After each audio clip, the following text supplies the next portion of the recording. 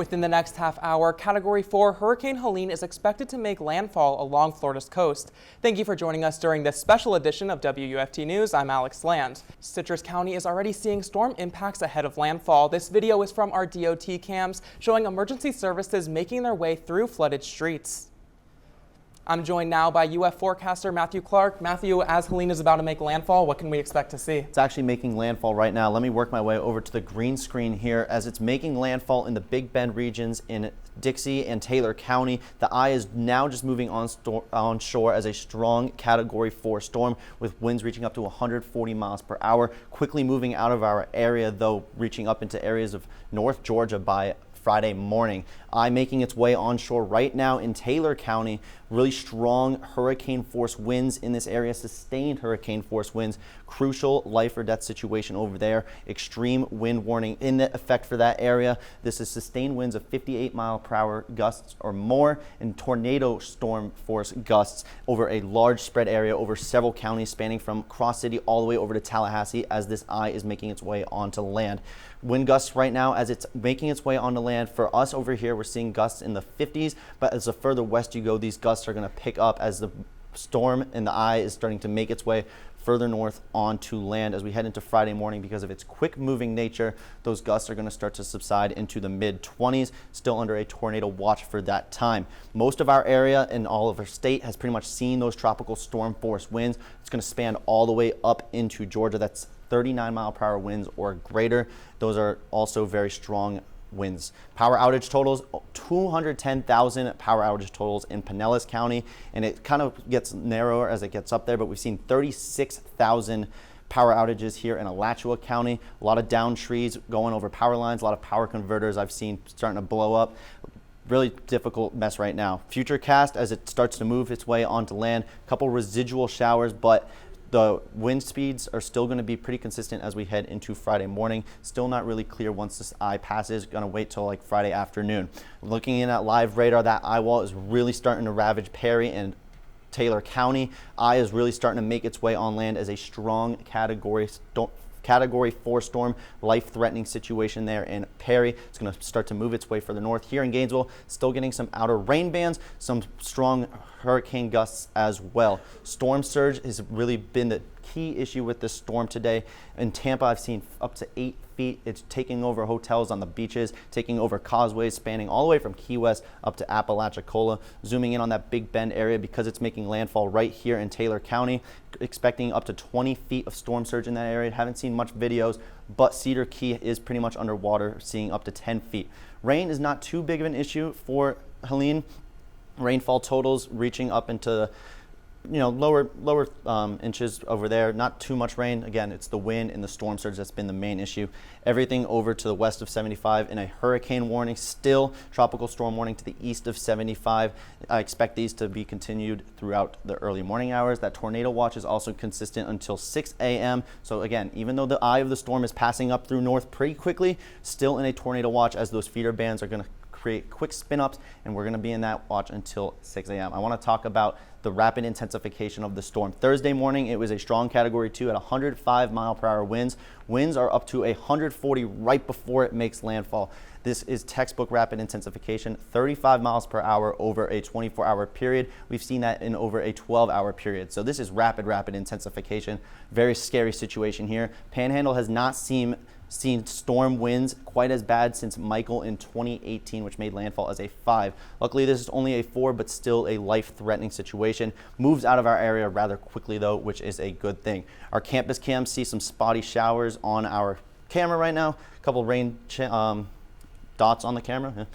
Southeast winds, 38 miles per hour, sustained, just shy of tropical storm force winds. Gusts up to 61 miles per hour. Very nasty conditions outside. You do not want to be out in those streets right now. Hour by hour as we head into tonight, kind of right here at 11 p.m., rain chances are going to start to subside as we head into the overnight hours just because of how quickly this storm is moving.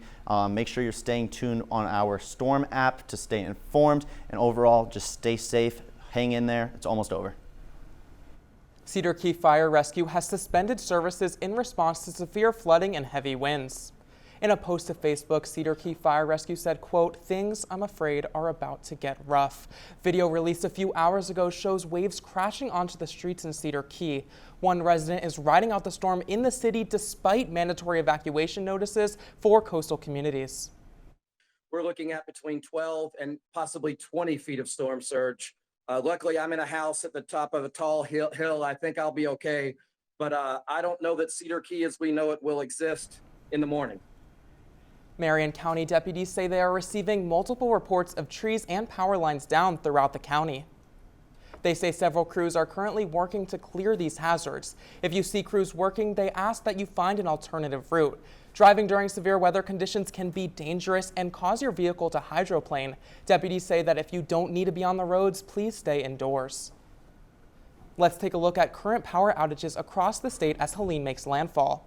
Right now, nearly 790,000 Florida residents are without power. In Levy County, more than 67% of customers are experiencing outages. Duke Energy is seeing the most impacts from the storm, 272,000 customers without power. And just into the newsroom, Gainesville Regional Utilities is reporting more than 28,000 customers experiencing outages. Alachua County officials are offering a new promo code to help residents get to shelter if they need it.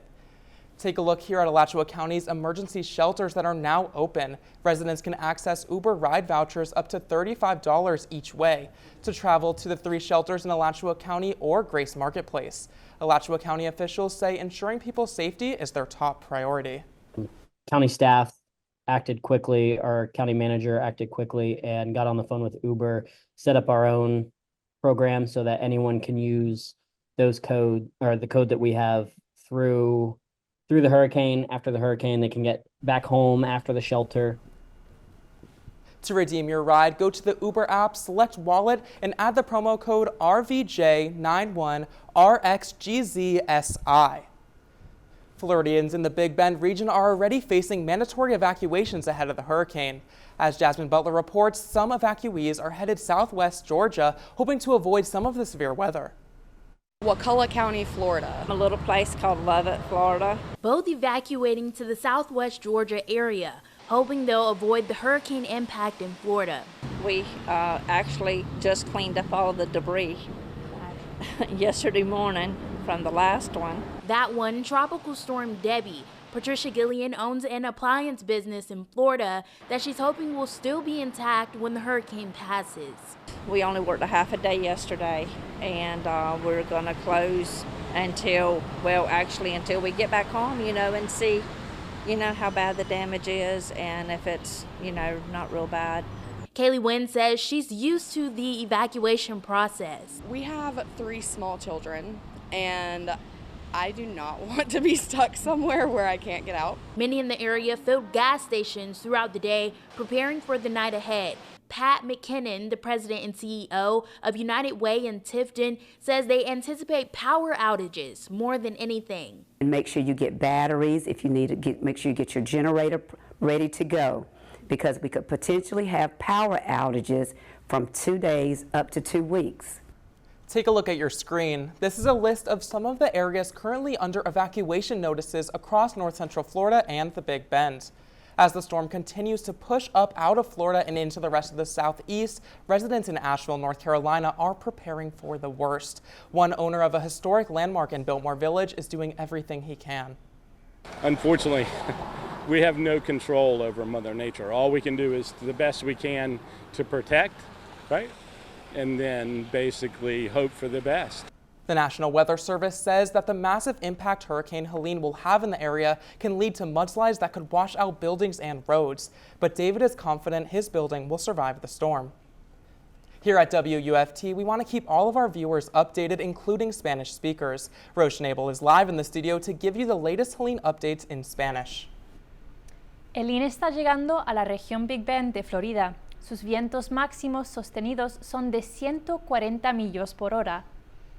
Debido a dificultades con el código de descuento de Uber a nivel estatal, el condado de Alachua ha creado su propio código. Pasajeros con destino a refugios pueden utilizar el código escrito aquí para un viaje gratuito con un valor de hasta $35. Es importante tomar en consideración mientras los vientos de Helene se siguen intensificando. En Cedar Key, el Departamento de Bomberos ha cerrado sus operaciones debido a los vientos excesivos. Puede que no vuelvan a servicio hasta el viernes por la mañana. En vivo en el estudio, Rose Schnabel, WUFT News.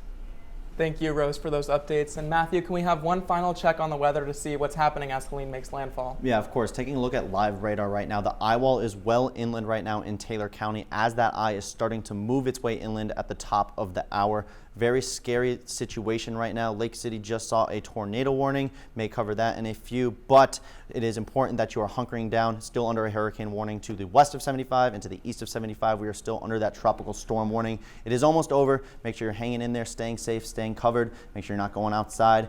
As we head into the early morning hours, all should be clear.